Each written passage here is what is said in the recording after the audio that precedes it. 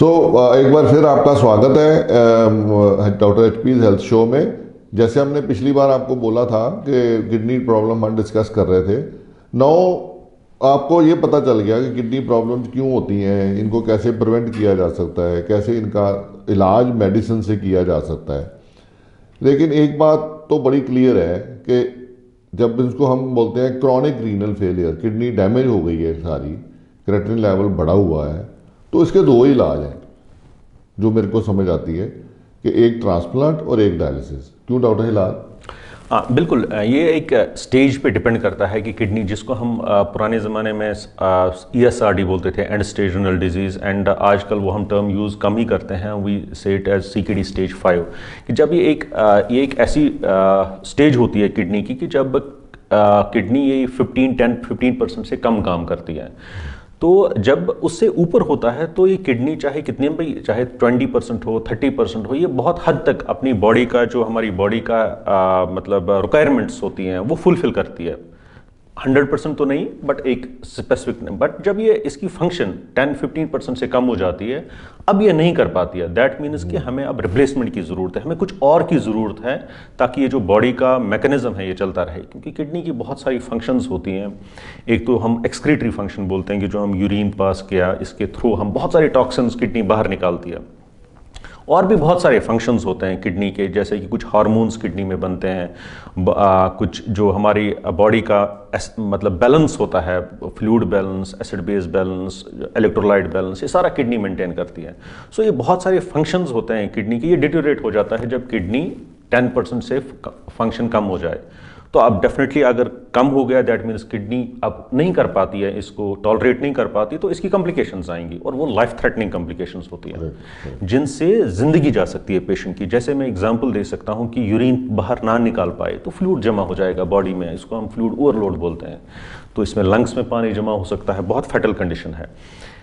एक और प्रॉब्लम रहती है कि पेशेंट का पोटेशियम बन सकता है, एक साल्ट रहता है हमारी बॉडी में, पोटेशियम बढ़ सकता है। हार्ट के लिए बहुत ज़्यादा ठीक नहीं है वो, सडन ऑनसेट अरिथमियाज, मतलब हार्ट रुक सकता है काम करना, तो बहुत ज़्यादा फैटल कंडीशन है।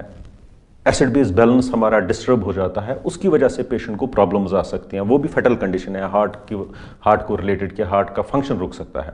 सो इन सबों चीज़ों से हम बचने के लिए हमें कुछ और करना पड़ता है, उसको हम रिनल रिप्लेसमेंट थेरेपी बोलते हैं। लाइफ सेविंग प्रोसीजर्स होते हैं, जैसे हमारी डायलिसिस है या ट्रांसप्लांट है, या हमारी डायलिसिस की डिफरेंट मॉडलिटीज़ रहती हैं। इन सभी चीज़ों की वजह से ज़िंदगी बच जाती है पेशेंट की, जिसको हम रिनल रिप्लेसमेंट थेरेपी बोलते हैं। तो डॉक्टर हिलाल, डायलिसिस को लेके लोगों के मन में बड़े सवाल रहते हैं। वो हम जब आप बोलते हो, जब मैं भी अपने पेशेंट्स को देखता हूँ, उनको बोलते डायलिसिस कराओ, तो पहला सवाल होता है, सर अभी देखो डायलिसिस एक बार शुरू हो गया, ये तो हो जाएगा, तो फिर इसको कौन रोकेगा? और उसको लेके बड़े सारे सवाल हैं।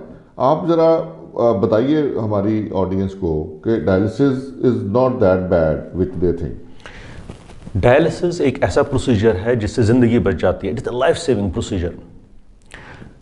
जो डॉक्टर साहब ने बात की कि डायलिसिस बंद नहीं होती, डायलिसिस हम डिफरेंट मॉडलिटीज़ के लिए करते हैं। एक हम डिजीज़, सेट ऑफ डिजीज़ ऐसी होती हैं हमारी पास कि जिनको हम बोलते हैं एक्यूट किडनी इंजरी, कि पहले किडनी बिल्कुल ठीक थी, किसी कारण की वजह से अभी किडनी में प्रॉब्लम आ गई है। इसमें तो क्योंकि ये रिवर्सिबल प्रॉब्लम होती है कि जब हम काज को रिमूव करते हैं, कि जैसे मैं एग्जांपल एक देख सकता हूं कि किसी पेशेंट को सांप ने काटा, ये तो बिल्कुल ठीक था, हफ्ता पहले तो बिल्कुल ठीक था, ये उस टॉक्सिन की वजह से अब किडनी बैठ गई है। दैट मीन्स कि जब तक ये इसका असर खत्म हो जाएगा, ये किडनी फिर से रिकवर कर जाएगी, बट तब तक इसको कुछ रिप्लेसमेंट की जरूरत है। सो लाइफ सेविंग प्रोसीजर है इस कंडीशन में डायलिसिस करना। या किसी को इन्फेक्शन की वजह से, किसी ने कोई टॉक्सिन खाया, किसी ने कोई जहर खाया है, उसकी वजह से टेम्पररी प्रॉब्लम आई है किडनी में, तो ये तो एक सेट ऑफ डिजीज हो गया। सो ऐसा जरूरी नहीं है कि किसी को डायलिसिस करने की जरूरत है उसको बंद ही नहीं हो सकता, ऐसा जरूरी नहीं है। एक सेट ऑफ डिजीज होती हैं, बहुत सारे पेशेंट्स ऐसे होते हैं जिनको हम एक्यूट किडनी इंजरी बोलते हैं। उसमें आपको किसी टाइम तक डायलिसिस की जरूरत पड़ सकती है, जब किडनी अपनी रिकवर कर जाएगी उस कारण की वजह से, जो वो काज हम दूर करते हैं, किडनी रिकवर कर जाती है तो डायलिसिस बंद भी हो सकता है। सो एक तो ये कि डायलिसिस बंद नहीं होता, ये अलग इशू है। दूसरा एक होता है जिसकी मैं बात करना चाहता हूँ, उसको हम बोलते हैं क्रॉनिक किडनी डिजीज, कि अब किडनी की फंक्शन उस स्टेज में पहुंच गई है कि ये इरिवर्सिबल है, ये वापस नहीं आ सकती, ये रिकवर नहीं कर सकती। उस सिचुएशन में आपको परमानेंट मेजर्स लेने की जरूरत है, जिनमें एक डायलिसिस है। मैं फिर से बताऊंगा, ये एक लाइफ सेविंग प्रोसीजर है। अनफॉर्चुनेटली इंडिया में जो हमारा किडनी डिजीज का बर्डन है, around 2 lakhs patients are added every year. So उनमें से हार्डली 10% को डायलिसिस मिलती है, जो किसी भी तरह का रिनल रिप्लेसमेंट थेरेपी मिलता है।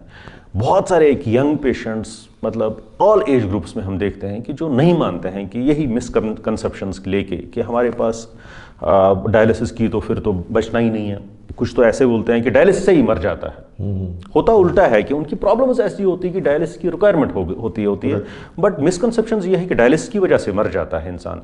बहुत सारे ऐसे हम हर महीने ऐसे मैं पेशेंट देखता हूं कि जो नहीं एग्री नहीं करते हैं कि हमने डायलिसिस नहीं किया, फिर हमारे पास इंफॉर्मेशन की he is no more. So dialysis एक लाइफ सेविंग प्रोसीजर है। ये आपको टाइम देता है बाकी चीज़ों के बारे में सोचने के लिए, कि पहले तो पेशेंट की ज़िंदगी बचानी है, उसके बाद आप देख सकते हो कि जैसे अभी आपके पास ट्रांसप्लांट ऑप्शन नहीं है, हो सकता है 1 साल बाद निकल आए, हो सकता है 2 साल बाद निकल आए, तब तक के लिए तो पेशेंट को किसी तरीके से हमने उस मिनिमम बेसिक रिक्वायरमेंट में रखनी है। सेकंड है कि जो हमारी डायलिसिस मॉडलिटीज़ थी, आज से अगर हम 20 साल पहले देखें तो हमारे पास बहुत रुडिमेंट्री डायलिसिस थी। बहुत सारी ऐसी चेंजेस होती थी डायलिसिस में, कभी कभार डायलिसिस के दौरान ही प्रॉब्लम्स आती थी पेशेंट को। बट आजकल की जो डायलिसिस है ये मच बेटर है। जो पुरानी अभी भी प्रॉब्लम्स रहती हैं, बट अगर हम 20 साल 30 साल पहले वाली जो डायलिसिस मशीन्स थी हमारी, जो इसमें टेक्नोलॉजी यूज़ होती थी, जो हमारी क्वालिटी ऑफ वाटर हम यूज़ करते थे, it was nothing like that. बहुत ज़्यादा मतलब रुडिमेंट्री था। आजकल बहुत ज़्यादा एडवांसमेंट आई है। जो हमारे पास मशीन्स है वो वॉल्यूमेट्रिक मशीन्स है, खुद एडजस्टमेंट करती हैं कि जो पेशेंट की रिक्वायरमेंट है उसके हिसाब से खुद अपने आप में एडजस्टमेंट करती हैं, ताकि उसमें इलेक्ट्रोलाइट अच्छे से एक बैलेंस बना रहे, फ्लूइड बैलेंस बना रहे। पेशेंट को जो प्रॉब्लम्स पहले आती थी, बहुत सारी कॉम्प्लिकेशंस होती थी, एल्युमिनियम टॉक्सिसिटी की हो जाती थी, बहुत सारी ऐसी हीमोलिसिस हो जाता था, पेशेंट का ब्लीडिंग हो जाता था ड्यूरिंग डायलिसिस में, वो सारी आजकल मैंने अपनी प्रैक्टिस में कोई एक पेशेंट भी ऐसा नहीं देखा है। सो आजकल की डायलिसिस बहुत ज़्यादा सेफ है, बहुत ज़्यादा सेफ है, but definitely there are concerns about this कि हाँ कब तक कंटिन्यू करना है। ये लाइफ सेविंग प्रोसीजर है। हमने ऐसे भी पेशेंट देखे हैं कि 15-15 साल से डायलिसिस पे हैं, दे आर डूइंग, अदरवाइज वो 15 साल पहले नहीं रहे होते।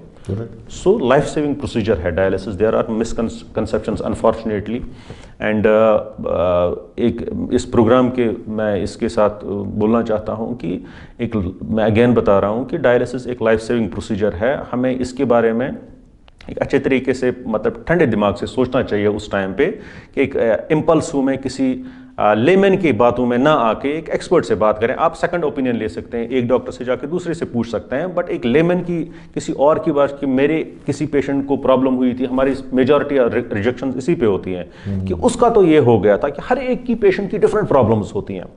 ऐसे भी हमारे पास डायलिसिस होते हैं कि वो बहुत ज़्यादा सिक पेशेंट होते हैं, उस सिचुएशन में डायलिसिस उसका अदरवाइज भी उस टाइम पे प्रॉब्लम उतना अच्छा नहीं होता है। सो इसको हम जनरलाइज नहीं कर सकते कि हर एक डायलिसिस पेशेंट को प्रॉब्लम ही आती है। डायलिसिस से जिंदगियां भी बचती हैं। Correct. I think doctor Hilal has given very clear message कि डायलिसिस बहुत सेफ भी है और लाइफ सेविंग भी है।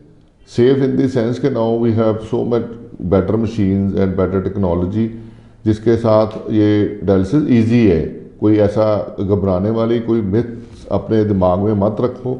जब भी आपको कोई डॉक्टर बोले जब उसका रिक्वायर्ड डायलिसिस है तो है, नहीं तो वो पोटाशियम बढ़ने से और इलेक्ट्रोलाइट इम्बैलेंस और एसिड बेस इम्बैलेंस के साथ पेशेंट की डेथ हो सकती है। सो ये लाइफ सेविंग प्रोसीजर है, इसको करवाना चाहिए। और इसको ऐसे एक दूसरे के हेयर से पे मत रहो, एक्सपर्ट डॉक्टर की ओपिनियन लेके उसको फॉलो करो।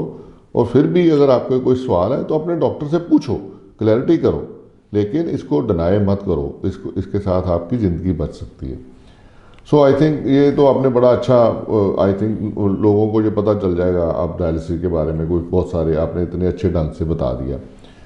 सो व्हाट नेक्स्ट, अब ट्रांसप्लांट का क्या सीन है अमृतसर में, और ट्रांसप्लांट किस तरह के ट्रांसप्लांट हो रहे हैं? क्योंकि ट्रांसप्लांट को लेके भी बड़ा लंबा सारा झगड़ा है कि रिलेटेड होना चाहिए और उसकी कमेटी होनी चाहिए, पास होना चाहिए। ये लॉ जो है इसके बारे में थोड़ा सा बताइए।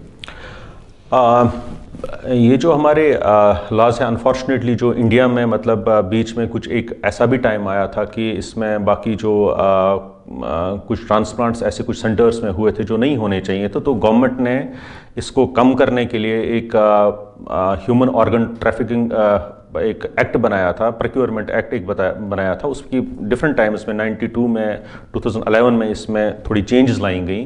तो जैसे डॉक्टर साहब ने कहा कि इसमें रिलेटेड होना ये फर्स्ट प्रायोरिटी होती है। हाँ, डेफिनेटली एक हम अल्ट्रुइस्टिक डोनर भी बोलते हैं कि कोई और अपनी मर्जी से दे, बट एक लीगल फॉर्मेलिटी के थ्रू। तो वो तो एक प्रोसेस है जो में दो टाइप्स के ट्रांसप्लांट्स होते हैं हमारे पास। एक तो होता है लिविंग डोनर ट्रांसप्लांट कि जो एक जिंदा इंसान अपनी किसी दूसरे इंसान को किडनी देता है। दूसरा होता है जिसको हम बोलते हैं डिजीज डोनर ट्रांसप्लांट या कैडेवर ट्रांसप्लांट। उसमें क्या होता है कि जहाँ पे हमें ब्रेन डेड पेशेंट हो, कि इट इज़ इम्पेंडिंग डेथ, अभी सर्कुलेटरी डेथ नहीं है, मतलब हार्ट चल रहा है पेशेंट का, बट ब्रेन में there is no chance of recovery of that patient. उस सिचुएशन में उसकी फैमिली अगर ये चाहे कि डोनेट करना चाहिए ऑर्गन्स अपने किसी और को, तो उस सिचुएशन में ऑर्गन्स को लेके किसी और में ट्रांसप्लांट किया जाता है। इसको हम कैडेवर या डिसीज डोनर ऑर्गन ट्रांसप्लांटेशन बोलते हैं। अनफॉर्चुनेटली जो हमारा इंडिया है, यहाँ पे ऑलमोस्ट अराउंड 3,000 to 4,000 ट्रांसप्लांट्स होते हैं living donor per year. But अगर हम डिजीज डोनर का देखें, इट इज़ वेरी, मतलब बहुत ज़्यादा पॉपुलेशन के हिसाब से तो मतलब नॉन स्टार्टर है अभी ये। ऑलमोस्ट 600-700 ट्रांसप्लांट्स होल इंडिया में हुए हैं अभी तक, सो बहुत ज़्यादा कम है। तो इसके बारे में जो कुछ बहुत अच्छी चीज़ें भी हुई हैं, पर्टिकुलरली हमारी सदर्न स्टेट्स में, आंध्र प्रदेश हो गई या तेलंगाना हो गया, तमिलनाडु हो गया, केरला हो गया, कर्नाटका हो गया, they have taken very bold steps. Government ने वहाँ पे इनिशिएटिव्स लिए हैं। उन्होंने एक लाइक फॉर एग्जांपल मैं तेलंगाना की बात कर रहा हूँ, उन्होंने अपना एक प्रोग्राम बनाया है जीवन दान। सो उसमें क्या होता है कि लोग जिसके फॉर एग्जांपल किसी को किडनी ट्रांसप्लांटेशन की ज़रूरत है, वो अपनी रजिस्ट्रेशन करता है, उसके टेस्ट एक सिस्टम में होते हैं वहाँ पे। तो अगर कोई और डोनेट करना चाहता है अपने ऑर्गन्स, कोई फैमिली उनको काउंसिल करके अगर वो चाहते हैं कि उनकी जो नियर रिलेटिव हैं, अगर उसमें चांस हो कि there is he patient is brain dead, there is no chance of recovery, तो वो डोनेट करना चाहता है, तो जो वहाँ पे लिस्ट में फर्स्ट नंबर पे होगा तो उसको ट्रांसप्लांट मिल सकता है। और बहुत अच्छी बात यह है कि लास्ट 5-6 ईयर्स में ये बहुत अच्छी तरह से पिकअप हो गया है। But unfortunately in southern states, north में बहुत ज़्यादा अभी अवेयरनेस ऑलमोस्ट नेग्लिजिबल मुझे लगी, नेग्लिजिबल अवेयरनेस है हमें यहाँ पे, eight government level also and eight public level and doctors में भी बहुत ज़्यादा कम अवेयरनेस है। हर एक लेवल पे इस पे काम करने की ज़रूरत है कि पहले हमें डॉक्टर्स में एक अवेयरनेस होनी चाहिए कि ये है क्या, कैसे होता है, ताकि हम जो policy making, decision making bodies हैं हमारे गवर्नमेंट में, ब्यूरोक्रेसी में, उनको कन्विंस कर सकें कि हमें भी इस चीज़ की ज़रूरत है। नॉर्थ इंडिया में हमारे पास एक एक्टिव प्रोग्राम है अभी PGI चंडीगढ़ में, बट जो रेट ऑफ ट्रांसप्लांट्स है वो बहुत ज़्यादा कम है, उस पर बहुत और काम करने की ज़रूरत है। हाँ बिल्कुल, आपने ठीक बताया भाई, बहुत अवेयरनेस कम है। मेरे को याद है जब हमारे हॉस्पिटल में हमने ये सोचा था इसको करने के लिए, तो हमने सोचा कि उसमें हम हार्ट ट्रांसप्लांट भी कर सकते हैं। तो उसके लिए हमने अप्लाई किया ब्रेन डेथ कमेटी के लिए। ब्रेन डेथ कमेटी बनानी पड़ती है जो सर्टिफाई करती है कि 3-4 बंदे होते हैं उसमें, न्यूरोलॉजिस्ट होता है, एनेस्थीसिया वाले होते हैं शायद, तो वो सर्टिफाई करते हैं कि ये बंदा ब्रेन डेड है। तो फिर हम पेशेंट की फैमिली से बात करते हैं, तो डोनेशन के लिए उनको आप कन्विंस करते हैं। लेकिन उसके लिए हमारी जो गवर्नमेंट से एक टीम आई हमारे हॉस्पिटल में, हमने उनको जब बताया तो वो कहते हैं ये ब्रेन डेथ कमेटी क्या होती है, मतलब उनको नहीं पता था। एग्जैक्टली मैंने वही कहा कि पहले हमें अवेयरनेस डॉक्टर्स में करनी है, क्योंकि जो हमारा फर्स्ट ये रहेगा फॉर एग्जांपल, क्योंकि जो आपने कहा कि एक टीम होती है, इसमें न्यूरोलॉजिस्ट, एक अपना एक एनेस्थीसियोलॉजिस्ट, एंड जो हमारी जो गवर्नमेंट सेक्टर का उस एरिया का होता है, वहाँ पे भी उनका भी एक मेंबर होता है कि एक इम्पार्शल बंदा भी उसमें उस टीम में हो, administrative side, but is a doctor only from the like civil hospital से, वहाँ से हो। डेफिनेटली जब उनमें अवेयरनेस होगी इस चीज़ की, ओवरऑल ज़रूरी नहीं है कि नेफ्रोलॉजिस्ट की बात है, इन एवरी सेक्टर, चाहे वो कार्डियोलॉजिस्ट हो, चाहे वो गैस्ट्रोएंटरोलॉजिस्ट हो, चाहे वो किसी भी ब्रांच का हो, उनको भी पहले अवेयरनेस हो कि ट्रांसप्लांट, कैडेवर ट्रांसप्लांट प्रोग्राम है क्या, how does it work, what is brain death, ये किस चीज़ पे हम डिक्लेयर करते हैं कि ब्रेन डेथ, और किस पेशेंट का हम ऑर्गन प्रोक्योर कर सकते हैं। तो पहले हम अगर इसकी अवेयरनेस डॉक्टर्स कम्युनिटी में हो, तब जाके हम इसको नेक्स्ट लेवल पे ले जा सकते हैं। हम बोथ पॉपुलेशन में भी इसकी प्रोपगेशन कर सकते हैं, और जो डिसीजन मेकर्स हैं जो इसके लिए हमें मतलब जैसे कि ब्यूरोक्रेसी होगी या हमारी गवर्नमेंट होगी, उन पे फिर इन्फ्लुएंस कर सकते हैं कि यार we need a very active and robust program in our state also.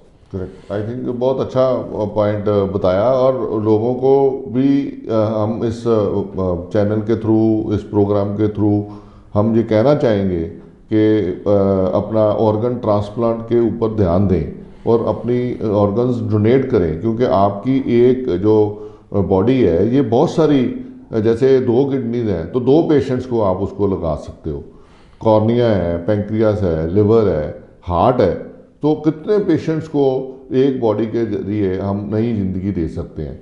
सो ये एक बड़ी अच्छी सोच है और इसको आगे लेके जाने की ज़रूरत है, और गवर्नमेंट को भी हम रिक्वेस्ट करेंगे इस प्रोग्राम के थ्रू कि इसको organ donation program and cadaveric transplant program को कैसे पुश करना है, इसके लिए हम लेके चलें। तो डॉक्टर हिलाल, ये बताइए कि ट्रांसप्लांट के रिजल्ट्स अब कैसे हैं, क्योंकि अब तो काफ़ी टेक्नोलॉजी बेटर हो गई है, तो क्या रिजल्ट्स हैं, अच्छे हैं, क्या है? बिल्कुल।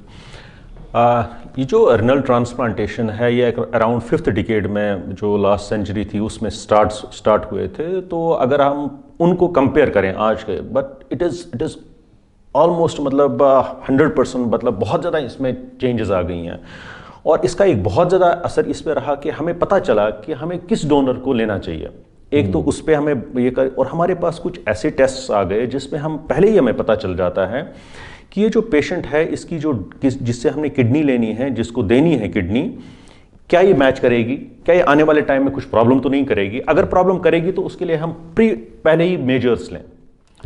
तो कुछ इम्यूनोलॉजिकल टेस्ट हैं जो पहले नहीं थे, जो अब हमारे पास हैं, बहुत ज़्यादा इसमें काम हुआ है। सेकंड है कि जो हमारे पास ट्रीटमेंट मोडेलिटीज़ थी, ड्रग्स थे, पहले हमारे पास जो ड्रग्स थे they were less effective, more toxic. आजकल के जो ड्रग्स हैं बहुत ज़्यादा इफेक्टिव हैं। इससे मैं आपको ऐसे समझा सकता हूँ ये कि जो हमारी 1 ईयर ग्राफ्ट सर्वाइवल है, कि जब हम किसी पेशेंट को ट्रांसप्लांट करते हैं 1 साल तक कितने ट्रांसप्लांट सक्सेसफुल रहेंगे, आजकल के टाइम में लिविंग डोनर्स में 95% है। यस। सो अगर हम यही कंपेयर करें आज से 40 years back, it was hardly 70% और 60 to 70%। सो इसमें लीप्स एंड बाउंड्स बहुत ज़्यादा इंप्रूवमेंट आई है। एंड यही मैंने रीजंस बताए इसके कि आजकल हम प्रॉपर डोनर मतलब एक स्ट्रेटिफिकेशन कर सकते हैं कि किस डोनर को देना चाहिए, किसको नहीं देना चाहिए। सेकंड ये हमारे पास यही है कि कुछ टेस्ट मॉडलिटीज़ हैं जिसको हम क्रॉस मैचिंग बोलते हैं, कि पहले ही हम ट्रांसप्लांट से पहले ही हमें पता चल जाता है कि कौन डोनर एक अच्छा डोनर है, और अगर किसी पे कुछ प्रॉब्लम्स आ रही हैं उसके लिए हम प्रीएम्प्टिव मेजर्स लें ताकि आने वाले टाइम में उसको प्रॉब्लम ना आए।